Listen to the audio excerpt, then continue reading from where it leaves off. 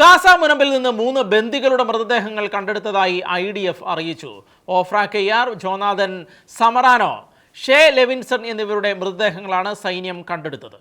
October 7 കൂട്ടക്കൊലയ്ക്ക് ശേഷം Hamas തടവിലാക്കിയിരുന്ന ഓഫ്രെ കെയ്ദാർ, Jonathan സമറാനോ, ഷേ ലെവിൻസൺ എന്നിവരുടെ മൃതദേഹങ്ങളാണ് ഇസ്രായേൽ സൈന്യം കണ്ടെടുത്തത്.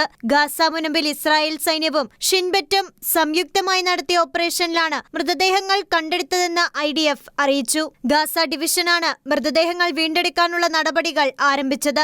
സൈന്യത്തിന്റെ hostages headquarters unit, military intelligence directorate, Shin Bet എന്നിവയിൽ നിന്ന് കൃത്യമായി ലഭിച്ച രഹസ്യാന്വേഷണ വിവരങ്ങളുടെ അടിസ്ഥാനത്തിലാണ് ഓപ്പറേഷൻ സാധ്യമാക്കിയതെന്ന് IDF പറഞ്ഞു. 2023 ഒക്ടോബർ 7 നടന്ന ആക്രമണത്തിനിടെ കിബട്സ് ബീരിയിൽ വെച്ച് ഹമാസ് നേതൃത്വത്തിലുള്ള ഭീകരർ 71-കാരിയായ കെയ്ദറിനെ കൊലപ്പെടുത്തി ഗാസയിലേക്ക് കൊണ്ടുപോയി. നോവ സംഗീതോത്സവത്തിൽ പങ്കെടുത്ത 22-കാരനായ സമേരാനോ ആക്രമണങ്ങൾ ആരംഭിച്ചപ്പോൾ 2 സുഹൃത്തുക്കളോടൊപ്പം ബീറിയിലേക്ക് പലായനം ചെയ്തു. അവിടെ വെച്ച് ഭീകരർ കൊലപ്പെടുത്തുകയും ഗാസയിലേക്ക് കൊണ്ടുപോവുകയും ചെയ്തു.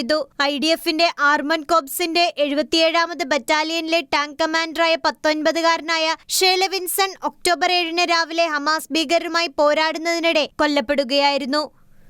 International desk, Shekinah news.